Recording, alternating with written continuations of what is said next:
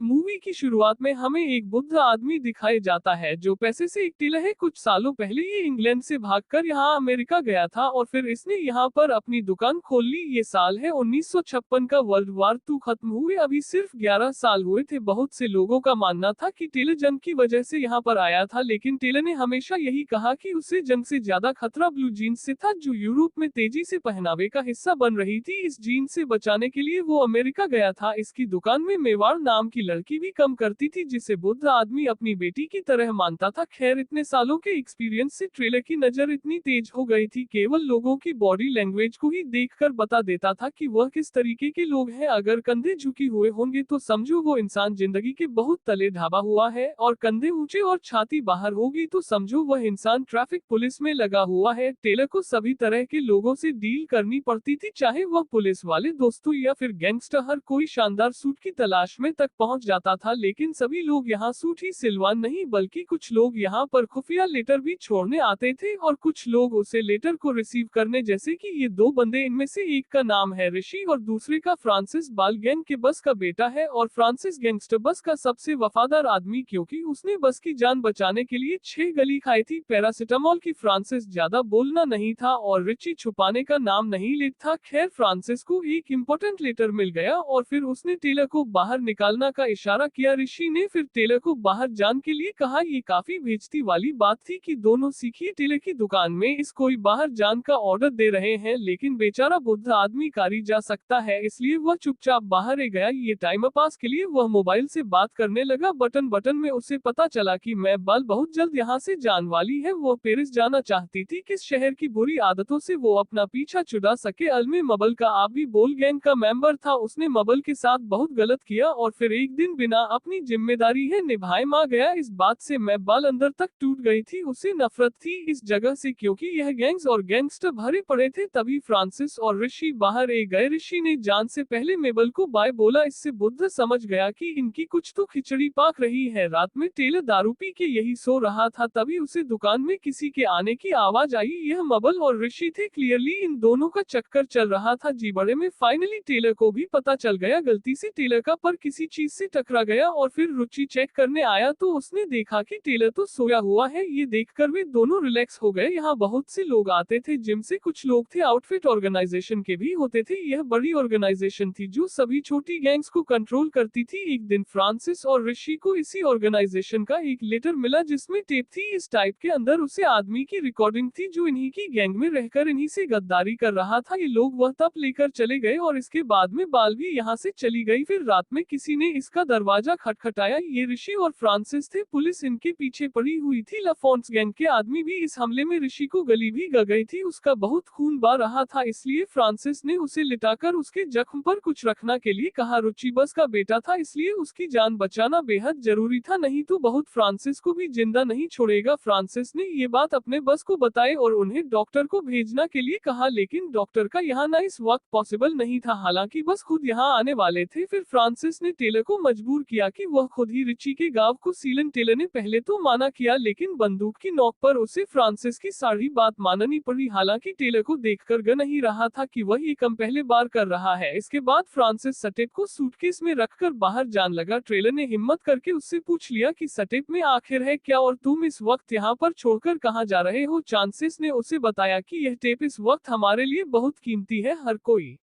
Step को पन चाहता है। पुलिस वालों को ये टेप इसलिए चाहिए ताकि उनका खबरी पढ़ा ना जाए और इन्हें टेप इसलिए चाहिए ताकि ये उसे खबरी को पढ़कर उसे मौत के घाट उतार सके। बाई वे 1956 का टाइम है, इसलिए सटेप को सुना उसे टाइम में इतना आसान नहीं था। फ्रांसिस को किसी बड़ी दुकान में जाकर एक इलेक्ट्रिकल प्लेयर लाना होगा जिससे वो सटेप को सुन सके, और वो इस बैग को अपने साथ इसलिए नहीं ले जा रहा था क्योंकि वो टेप उसके पास होने से ज्यादा यहाँ पर सिर्फ थी। ये कहकर वो यहाँ से चला गया। अब उसके जान के बाद ट्रेलर बड़ा रिलैक्स होकर सट्टा करने लगा। तभी ऋषि वहां पर ए गया। उसे पहले से बेहतर महसूस हो रहा था। वैसे तो रुचि बदतमीज किस्म का इंसान है, लेकिन आज उसने टेलर को थैंक यू बोला क्योंकि वो इस वक्त टेलर की वजह से जिंदा था। वो बुद्ध के पास आकर बैठ गया और उनके बीच कुछ पुरानी बातें होने लगी, जैसे कि टेलर जब कुछ सालों पहले शहर में आया था तब उसका पहले ग्राहक और कोई नहीं बल्कि ऋषि का आप ही था। तब से ही टेलर गैंगस्टर बस के लिए एक फैमिली टेलर की तरह काम करता है। वह इन लोगों के लिए ब्रांडेड सूट सिलता था और इनके की औरतें के लिए सलवार इन्हीं अच्छी बटन के बीच खबरी की बात छिड़ गई। रिची हर हाल में उसे खबरी को पकड़ना चाहता था, तभी टेलर ने कहा कि वह उसे कुछ बताना चाहता है, लेकिन टेलर था तो ऋषि को गुस्सा आने लगा। तो टेलर ने बताया कि जी खबरी की आप तलाश कर रहे हो, वह और कोई नहीं बल्कि मैं ही हूँ। ये सुनते रिकी की सटक गई और अगले ही पल वेदना जोर जोर से हंसने लगे। चाचा ऐसे प्रैंक करोगे तो एक दिन मारे जाओगे आप। ऋषि ने टेलर से पूछा कि वह इंग्लैंड से यहाँ क्यों आया, तो टेलर ने उसे वही ब्लू जीन्स वाली कहानी सुने, लेकिन हकीकत में एक कहानी सिर्फ एक कहानी थी। अब टेलर ने फ्रांसिस के आने से पहले ऋषि के दिमाग में एक बार डालना शुरू कर दिया कि फ्रांसिस भी खबरें हो सकता है। हालांकि ये बात उसने डायरेक्टली नहीं बोली बल्कि इनडायरेक्ट बोली, जैसे कि इतने बड़े शूटआउट में फ्रांसिस को कोई गली क्यों नहीं लगी, या फिर फ्रांसिस इस वक्त कहाँ गया है। वो से फ्रांसिस के आने के बाद उसके भी कान भरने लगा कि मास्टर आपके बड़े में उल्टा सीधा बोल रहे थे, उन्हें शक है कि आप ही वो खबरी हो। कल मिलकर टेलर ने दोनों में चाबी भर दी थी और उसने इतने प्यार से चाबी चलाई थी कि उन दोनों को पता भी नहीं चला। अब ऋषि और फ्रांसिस आमने सामने एक गए। ऋषि ने पहले बात ये बोली कि तुम काफी लकी हो फ्रांसिस, जो तुम्हें एक भी गली नहीं लगी। फ्रांसिस यहाँ पर बैग लेना था ताकि वह टेप ले जाकर खबरी का पता लगा सके, लेकिन ऋषि ने उसे बैग के हाथ भी नहीं लगाने दिया। गर्मा गर्मी में बैग खुला गया और उसके अंदर टेप ही नहीं थी। तो रुचि ने फ्रांसिस पर बंदूक तन दी और जैसे ही टेलर ने उनका ध्यान भड़काया, उनके बीच फायरिंग शुरू हो गई जिसमें ऋषि मारा गया। अब फ्रांसिस ने टेलर के साथ मिलकर उसे एक बॉक्स में बैंड कर दिया। तभी बस वहां पर ही गया। फ्रांसिस ने टेलर को दरवाजा खोलने के लिए कहा और उसे कहा कि बस को थोड़ी देर अपनी बटन में उलझा के रखो ताकि मैं खून के निशान हटा डन। जब तक बस अंदर आया उसने फ्लो को एकदम साफ कर दिया था। बस ने पहले तो उसका हाल चाल पूछा और फिर अपने बेटे के बारे में पूछा, तो फ्रांसिस ने उसे कह दिया कि रुचि तो कुछ डर पहले निकाल गया है। उसने बस को पट्टी बढ़ा दी कि रुचि ने उसकी एक भी बात नहीं सुनी और वह अकेले यहाँ से चला गया। बस को ये बात कुछ हजम नहीं हुई, हालांकि उसे वैसे भी कुछ हजम नहीं होता था, लेकिन ये बात तो काफी अजीब थी क्योंकि ऋषि की गली लगी हुई थी और बाहर पुलिस भी उन लोगों को ढूंढ रही थी। ऐसे में यहाँ से अकेले बाहर जाने का कोई सेंस नहीं बन रहा था। फिर भी उसने फ्रांसिस की बात पे यकीन कर लिया क्योंकि एक टाइम पर फ्रांसिस ने उसके लिए 6 गली खाई थी। अब बस ने फोन करके अपने आदमी को कम पे लगा दिया। इधर बस का आदमी इस बॉक्स पर बैठ गया जिसमें ऋषि की लाश पड़ी हुई थी। ये देखकर फ्रांसिस के चेहरे पर 12 बजे बाज गए। उसे डर था कि बस को रुचि के बारे में पता चल जाएगा और फिर बस का ये आदमी अपनी शॉटगन में से सारी गोलियां उसके अंदर उतार देगा। इसलिए फ्रांसिस ने बस को यहाँ से चलने के लिए कहा। उसने बस को सुझाव दिया कि उन्हें ऋषि को ढूंढना चाहिए, यहाँ बैठने से कम नहीं चलेगा, लेकिन बस ने उसे अकेले जाने के लिए कहा क्योंकि बस के आदमी का कल यहीं पर आने वाला था, इसलिए उसने यही रुकने का फैसला किया। फ्रांसिस का पास इस पे उल्टा पड़ गया। इसके बाद टेलर और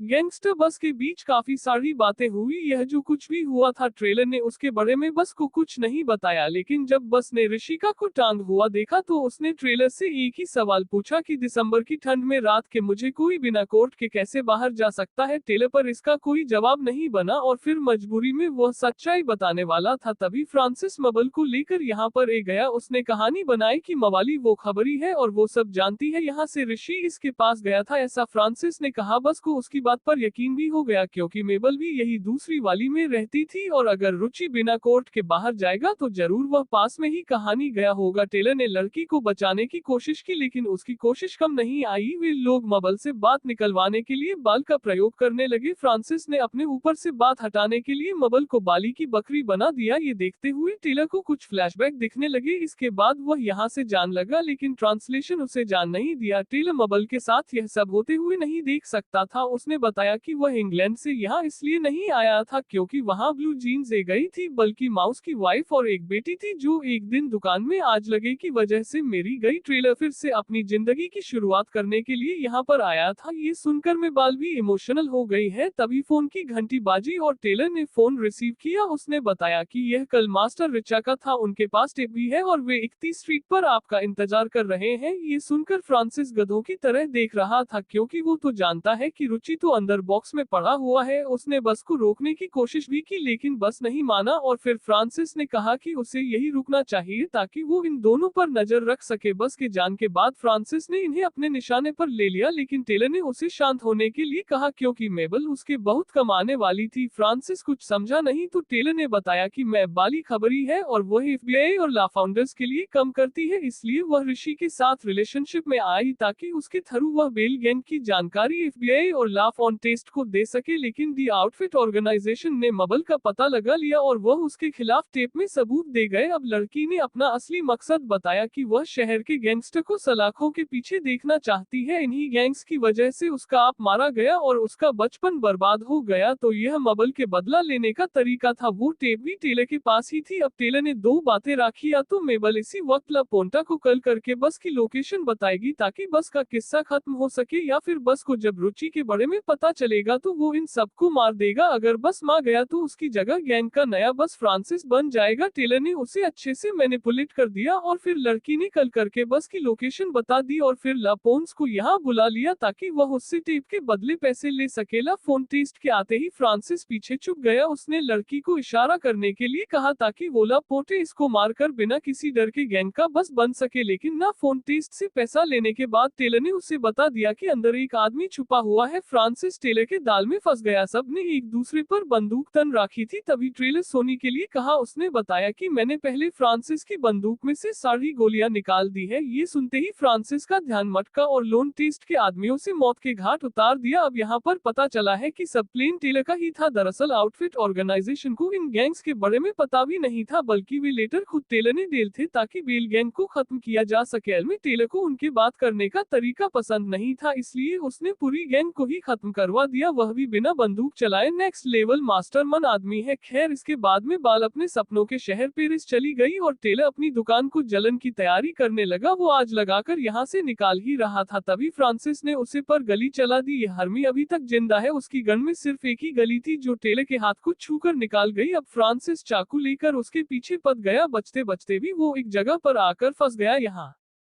फ्रांसिस को लग रहा था कि वह आसानी से मार देगा, लेकिन टेलर ने उसे बताया कि वह एक समय पर बिल्कुल इसकी तरह था। इंग्लैंड में लोग उसके नाम से कांपते थे। वो एक बड़ी गैंग का बस था, लेकिन जब उसे हेलेन मिली तो उसने गैंग को छोड़ने का फैसला किया और फिर उसकी बेटी लिली भी पैदा हो गई। ऐसा कहा जाता है कि आप अंडरवर्ल्ड की दुनिया को छोड़ सकते हो, लेकिन अंडरवर्ल्ड आपको कभी नहीं छोड़ेगा। ऐसा ही कुछ टेलर के साथ हुआ। दूसरी गैंग के लोगों ने उसके घर में आग लगा दी, जिसमें उसकी बीवी और बेटी मेरी गई। हालांकि टेलर ने उनका बदला ले लिया, लेकिन बदला लेने के बाद भी उसकी जिंदगी में रड्डी भर भी सुकून नहीं आया। इस सुकून की तलाश में वह गैंगस्टर से टेलर बन गया। इसके बाद फ्रांसिस ने उसे पर हमला कर दिया, लेकिन टेलर बहुत खतरनाक आदमी था। उसने 2 सेकंड में फ्रांसिस का गेम बजा दिया और फिर अपना समाज लेकर यहाँ से निकाल गया। तो दोस्तों, कैसी लगी यह वीडियो कमेंट करके बताओ और वीडियो को लाइक और चैनल को सब्सक्राइब।